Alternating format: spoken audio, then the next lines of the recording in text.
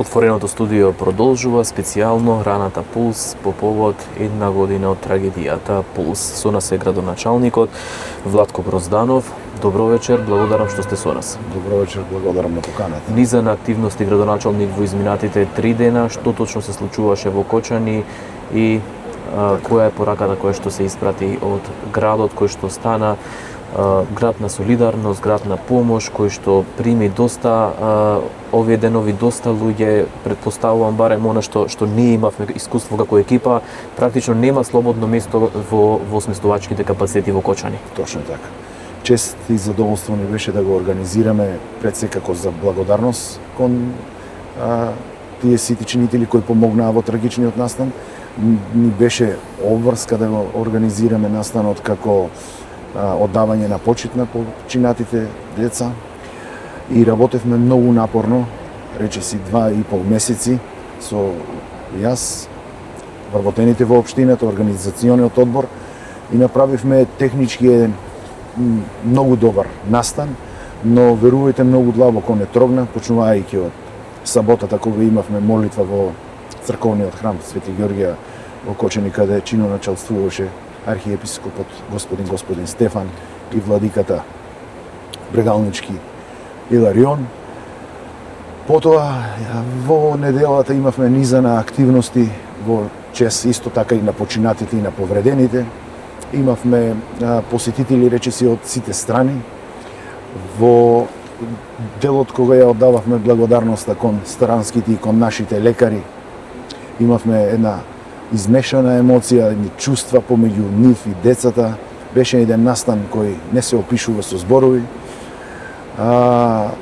Денес исто така еден трогателен настан, комеморацијата која беше организирана во чест на прерано заминатите дечиња, не може да те остави рамнодушен и верувајте дека не ни е убаво на душата, но тоа е тоа. Ние од наш технички аспект направивме максимум, се го дадовме, се горди сме на тоа технички аспект што направивме, но поводот е многу трагичен. Да, градоначалник, при вашата кандидатура изјавивте дека животот мора да продолжи и тоа е факт. Како се промени Кочани во последните 365 дена? Па вака, тензијата владееше, но еве за овој момент од кога сум јас назначен за градоначалник на општина Кочани, работам многу на тој дел, да таа тензија, таа болка, тој револт и таа нетрпеливост што постоеше да ја средиме.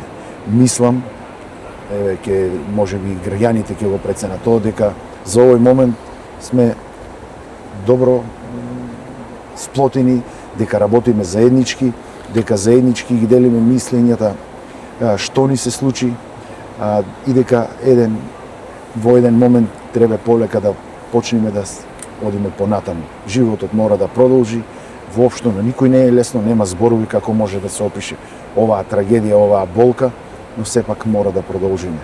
Животот мора да продолжи. Тоа. Кои се следните активности кои што ќе ги преземете? Во смисол? Во смисол на општината за лекување на раните од Пулс. Така.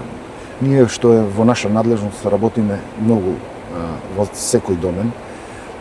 Освен оние инфраструктурни капитални објекти за кои ние сме тука одговорни, сме и една врска, една карика помеѓу централната власт и општината, исто така и сме во соработка со болницата во Кочани и ќе направиме се што е можно да ги искористиме сите линкови и сите врски што ги имаме, почнувајќи од амбасадори, од светски центри, од се да изнајдеме решение за оние повредените. Што се однесува до утехата на оние што ги изгубија најмилите, секако дека работиме и на тоа поле, на психолошкото поле.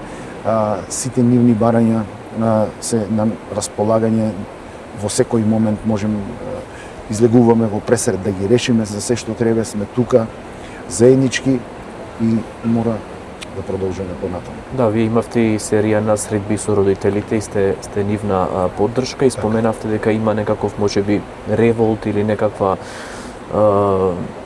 неусогласување или нивни барања. Кон кој е насочен тој револт? Што бараат родителите? Родителите во овој момент кон општината и кон мене како градоначелник, мислам дека револт нема. Тие барат побрзо решавање на институционалниот проблем за кој е завршување на судскиот процес во кој ниту централната, ниту локалната власт има ингеренција. Ги разбирам, луѓето сакат да дојдат до некоја правда, имат одговорност пред тие што ги изгубиле, ќе е на душата помирно, како да се каже, но за овој момент со нив сме во соработка прекрасна и ќе продолжиме така. Да, вие последно прашање ќе ми дозволите и малку лично, вие ја осчувствувате таа болка, бидејќи вашата ќерка исто така е повредена во дискотеката Пулс, така што ги знаете нивните барања и она што треба да се направи за повредените, но и за семејствата на жртвите. Кочани нема семејство кое не е погодено, дали на директен или на индиректен начин, но сепак јас сум еден на таа ситуација гледам позитивно и ги охрабрувам и повредените деца, и неколку пати го имам кажано тоа, дека ќе го дадеме својот максимум за да го подобриме како нивното здравје, така нивната психолошка ситуација, да ги интегрираме во системот. Истото го велам и на владени конференции и во разговори со премиерот, и тој е на истото мислење, и тој ја изразува целата поддршка и доправа почнуваме да со реализирање на се што сме ветили. Ви благодарам многу, градоначалник, за овој разговор. Благодараме на вас.